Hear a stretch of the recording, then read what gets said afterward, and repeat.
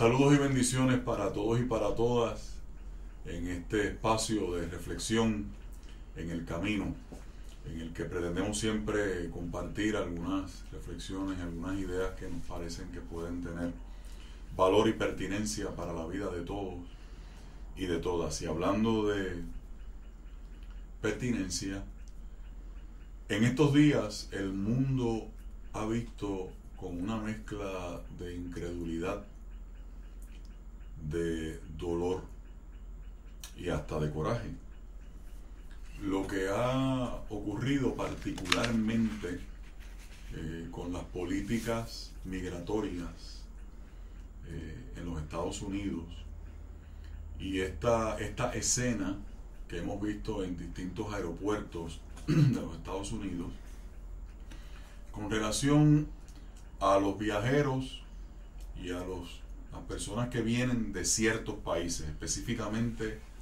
de 7 países: de Yemen, de Somalia, de Irán, de Irak, de Siria, de Libia y de Sudán. Si algo, la escritura bíblica toda maneja y trabaja y discurre sobre un tema, es el tema del trato a los refugiados, del trato a lo que nosotros llamamos los extranjeros, los inmigrantes. El forastero también le llaman en algunos momentos en la Biblia. Quiero leer lo siguiente para todos y para todas. En el libro del Deuteronomio, en un momento dado, se dice: tú pronunciarás estas palabras ante tu Dios, ante Yahvé, Jehová, Yahvé tu Dios. Mi padre era un arameo errante que bajó a Egipto y residió allí como inmigrante, siendo pocos aún, pero se hizo una nación grande, fuerte y numerosa. Los egipcios nos maltrataron. En el propio libro del Deuteronomio se dice también: porque Yahvé, o Jehová, Yahvé nuestro Dios, es el Dios de los dioses y el Señor de los señores, el Dios grande, poderoso y temible, que no hace acepción de personas ni admite soborno, que hace justicia al huérfano y a la viuda y ama al forastero, a quien da pan y vestido. Amen al forastero, porque forasteros fueron ustedes en el país de Egipto. En esta ocasión me hago acompañar, para mi alegría, de mi hermano y amigo Eduardo Falto, con quien ya hicimos algo así previamente, una conversación compartida, tener un espacio compartido, para hablar un poco sobre este asunto, porque nos parece que es menester que los creyentes y las creyentes, y lo voy a ampliar, las personas de buena voluntad y las personas que quieran escuchar el testimonio que la iglesia debe sostener en un momento como este y frente a circunstancias y planteamientos y discursos y narrativas como las que se están levantando en estos días con respecto a este tema, nos parece que ustedes deben escuchar esta otra versión de lo que la ética, la normativa de conducta y de funcionamiento de relaciones humanas nos hace descubrir la Biblia, el texto sagrado y nuestra fe. Eduardo, qué bueno que podemos compartir. No, pastor, gracias por la oportunidad, y creo que esto nace de una inquietud, ¿verdad? Que estoy seguro y quiero asegurar, más todavía, que no somos los únicos que tenemos la inquietud ante toda la vorágine que ha surgido, como bien mencionaste al principio, estas 2 semanas. Han sido 2 semanas muy difíciles, y lo más complicado es que se ha querido en cierta manera sacramentalizar estos eventos de una manera que realmente lo que están haciendo es distorsionando la fe. Y nosotros estamos llamados a cuidar la fe y a plantear esto de una manera adecuada y de una manera en que debe ser. Y me alegra mucho que hayas comenzado con esas dos citas bíblicas, porque recientemente una persona dijo que esto no tenía ningún matiz bíblico. Y realmente la Biblia entera narra, expone y nos transmite la idea de migrantes, de inmigrantes, de personas que tuvieron que moverse de un lado a otro. Así que desde el principio estamos hablando que la Biblia está llena de eventos donde Dios ha estado con estas personas, y más aún cuando el pueblo de Israel se estableció, le mandó a que cuidaran al forastero. Y como tú decías la cita bíblica, pues el migrante, porque ya habían sido migrantes en una ocasión. Y quizás para ir abonando, quizás ponerle un fundamento bíblico a esto, tenemos que recordar, y lo tengo por aquí, que Abraham fue migrante. Salió de Ur de los Caldeos a Canaán. El pueblo hebreo migró también, es más, huyó de la esclavitud, de que Dios la había libertado, huyó de allí. El exilio, el pueblo salió al exilio. Como tú mencionabas en una predicación hace poco en la iglesia, Jesús y sus padres. También momento dado, Mateo capítulo 2, ellos tienen que salir de la tierra de Galilea y ir hacia Egipto. Y por último, y quizá todavía al día de hoy, tenemos a la iglesia antigua que tuvo que huir de la persecución y tuvieron que emigrar a sitios de Asia Menor. Así que la Biblia está llena de un sinnúmero de eventos que realmente este issue que acaba de mencionar no está aislado de la realidad bíblica y tiene una pertinencia que tenemos que discutir, ¿verdad? Y para eso estamos aquí en el día de hoy. Vamos a, ¿verdad? Queremos ser en esto bien transparentes y bien diáfanos. Yo me hago responsable, ¿verdad?, de lo que estoy diciendo, como siempre lo he hecho en mi vida. Yo leí con descreimiento, con incredulidad, con dolor y con mucha vergüenza las declaraciones del señor Franklin, entiendo que su nombre de pila es Franklin Graham, que alegadamente, ¿verdad? Y digo alegadamente porque una persona que declara ciertas cosas, cualquier otro asunto yo lo pongo entre comillas, alegadamente predicador del evangelio, que viene para Puerto Rico próximamente y ha cometido lo que para mí es la gran irresponsabilidad de decir que lo que está ocurriendo con estas políticas migratorias, y discúlpenme porque lo voy a citar, is not a biblical issue, no es un asunto bíblico. Pocas veces yo he escuchado una declaración más desafortunada, más desacertada, un manejo bíblico tan pobre y tan desgraciado de lo que es precisamente el mensaje bíblico.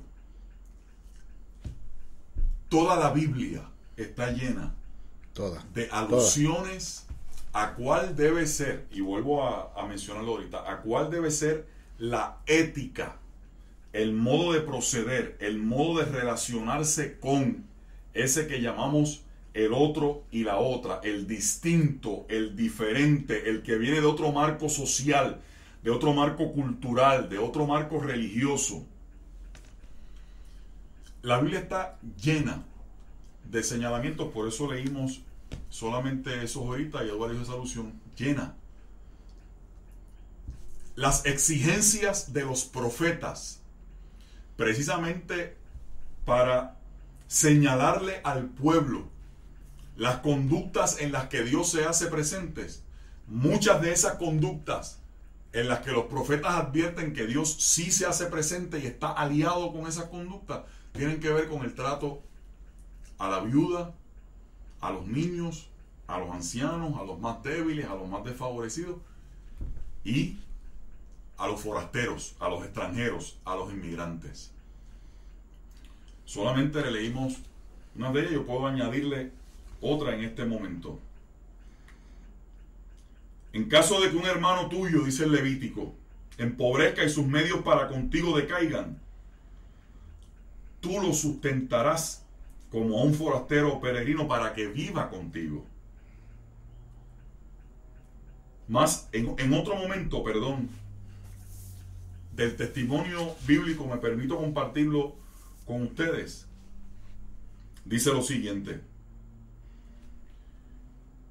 cuando acabes de pagar todo el diezmo de tus frutos en el tercer año, en el año del diezmo, entonces lo darás al levita, al forastero, al huérfano y a la viuda, para que puedan comer en tus ciudades y sean saciados. Ruth, en el libro de Ruth, ella bajó su rostro en un momento dado, se postró en tierra y le dijo: ¿por qué he hallado gracia ante tus ojos para que te fijes en mí, siendo yo extranjera? Y en el Nuevo Testamento, nada más y nada menos que en el juicio de las naciones, de Mateo 25, el momento en que se habla de que se va a distinguir lo que ha sido la vida de uno y la vida de otros. Porque tuve hambre y me diste de comer, tuve sed y me diste de beber, fui forastero y me recibiste. Ni Edward ni yo, ni ningún cristiano responsable somos ingenuos. Nosotros leemos los periódicos, vemos las noticias, sabemos las conductas que el terrorismo ha sembrado, ha manifestado, en el mundo, y el temor y el miedo que eso ha desparramado por toda la humanidad. No nos olvidemos que ese terrorismo tiene dos direcciones. Eso es lo primero, ha tenido dos direcciones. Pero aparte de eso, hermanos y hermanas, eso no puede ser razón para este tipo de discurso y de ideología xenofóbica, racista, clasista y excluyente. Y una persona que endosa ese tipo de discurso y ese tipo de política, no puedo, bajo ningún concepto, no puedo visualizarlo como un comunicador del Evangelio, porque el Evangelio es buena noticia para todos y para todas. Y sobre todas las cosas, hermanos y hermanas, porque nosotros no creemos, nosotros no creemos en cualquier clase de Dios. Nosotros creemos, y esto para mí es lo fundamental y lo que hace más escandalosas estas declaraciones, nosotros no creemos en cualquier clase de Dios. Nosotros creemos en un Dios que se encarnó. Y no se encarnó de cualquier forma tampoco. Tuvo una opción clara al encarnarse. Se situó en un espacio específico al encarnarse. Y se encarnó como un niño en un contexto de fragilidad. Claro. Donde mismos están esos inmigrantes y esos refugiados, que es en los márgenes de la vida. Abramos los ojos. El Dios en el que nosotros decimos que creemos se encarnó en los márgenes. Se encarnó en esos espacios que estaban aislados, que estaban marginados, que estaban echados a un lado, que no pertenecían a. Y más allá de eso, como lo mencionó ahorita, ese Dios nuestro, el Dios en el que nosotros creemos, en su manifestación plena y máxima se encarnó en un niño, y Dios se nos presenta como un niño forastero e inmigrante junto a su familia. Por eso que queremos que el pueblo de Dios, responsable y consciente, ejerza un criterio responsable y crítico. Nosotros no podemos estar recibiendo todo lo que nos dice de manera acrítica. Todas las cosas hay que pasarlas por el filtro del discernimiento que el Espíritu nos da y del conocimiento que la palabra nos da. Y otra cosa, pastor. Perdóname ese turno tan largo. No te preocupes. Cuando nosotros vemos el ministerio de Jesucristo y vemos las parábolas que Cristo habló, y en la manera en que Cristo le hablaba al judío de cómo tratar al samaritano, cómo tratar al gentil, y nos vamos a ver las mismas parábolas, viendo, haciendo las analogías de cómo el samaritano había que tratarlo, cómo trataba el samaritano al que tenía de frente, y siempre esa aproximación de Cristo hacia aquel que no era igual, hacia aquel que tenía menos, hacia aquel que estaba en las situaciones más incómodas de la vida. No es para menos pensar que este tipo de pensamiento completamente errado se desvincula totalmente de lo que es el principio bíblico. Realmente yo no entiendo qué Cristo quieren predicar, porque por lo menos el Cristo que yo conozco siempre estuvo pendiente de todo, y cuando le preguntaron, maestro, ¿cuál es el más grande de los mandamientos? Y le dice, mira, ama a Dios sobre todas las cosas, ¿verdad? Para parafrasearlo, pero el próximo versículo dice, y a tu prójimo como a ti mismo. Así que la pregunta que nos debemos hacer como creyentes... El prójimo era el samaritano, que era ese que no es, que ese que es el otro, ese que es el diferente. Y la pregunta es esa, entonces, ¿quién es nuestro prójimo? Claro. Y no estamos llamando a hacer un discrimen. Lo que pasa es que la retórica de los del gobierno y de algunas agencias se sale de proporción. Porque no puedo enajenar. Mira, Estados Unidos es un país de migrantes. Hay de todos y por todos. Y la realidad de esto es que nosotros no se pueden vetar las entradas a todo el mundo, porque Dios le ha dado mucho a uno y uno tiene que darle a otro. Dios ha bendecido mucho a uno y uno tiene que darle mucho al otro. Y yo digo, cerrar las puertas, ¿por qué? Si el principio bíblico, y el problema de esto, pastor, es el problema más grave, es que se quiere justificar con una temática bíblica, se quiere justificar con un tema cristiano. O sea, Dios está en todo esto, Dios está mostrando el camino. Este mismo individuo que acabamos de mencionar, Franklin Graham, que viene estos días para acá, la mano de Dios llevó al presidente de donde está. Después dijo que había que compararlo con David y Moisés. Después justificó lo que acabamos de mencionar, de que esto no era un hecho bíblico. Y yo personalmente, una persona que expresa este tipo de pensamiento, no representa la fe que yo creo. Y no representa el Cristo que yo tengo. Y nuestra idea aquí no es pararnos y ser una trompeta vacía, sino es llamar la atención para que nosotros ejerzamos un discernimiento de que vamos a apoyar y que vamos a sostener. ¿Y dónde nos vamos a parar? Si hay que pararnos en la brecha, y si hay que decir que no, mira, es no. Claramente, es no, es no. El problema con eso que tú acabas de decir, ¿no? De ese tipo de discurso para bendecir y para bautizar lo que está pasando, Eduardo, es que volvemos otra vez a lo que ha sido una de las grandes desgracias. Perdona que te interrumpa, eso tampoco es algo nuevo. No, eso es algo que lo hemos visto en muchas generaciones. Históricamente, para mí, una de las grandes desgracias del cristianismo. Por eso hay que un poco también revisar la historia, que es, en lugar de ejercer y de vivir la fe cristiana, es cuando el cristianismo se ha querido convertir en sociedad, en cultura de cristiandad. Nos remontamos a Constantino, que no vamos a, pero es, no vamos a hacer historia. Cuando el discurso, la retórica que se trabaja desde la fe, la retórica religiosa, sirve para legitimar todo el aparato del poder político y financiero, de los poderes establecidos. Ahí la iglesia pierde lo que es una esencia fundamental de su testimonio. Cada vez que la iglesia se ha querido aliar con el poder, ya lo hemos dicho en otras ocasiones, el testimonio de la iglesia ha salido seriamente trasquilado y públicamente avergonzado. Aquí en Puerto Rico también tenemos ejemplos de facturas que todavía la historia le está pasando a la iglesia por momentos en los que nos hemos confundido y nos hemos querido casar con el poder establecido en una serie de issues que tampoco vamos a entrar ahora. Este es el que nos preocupa ahora. Queremos llamar la atención con mucha seriedad, con mucha responsabilidad, porque me parece que es un acto, es una declaración, y lo vuelvo a repetir, es una declaración sumamente irresponsable, altamente desatinada y muy desgraciada, que un alegado ministro de Evangelio diga que esto que está pasando no plantea un issue bíblico, cuando el Dios del que supuestamente él va a predicar es un Dios que se presentó como un niño refugiado y como un niño inmigrante. En esos mismos márgenes donde están esas personas hoy en tantos lugares del mundo, ahí es que se hace presente, ahí es que se encarna ese Dios que en la persona de Jesucristo se nos manifiesta de esa forma como un niño migrante, como un niño refugiado. Yo quisiera, para concluir,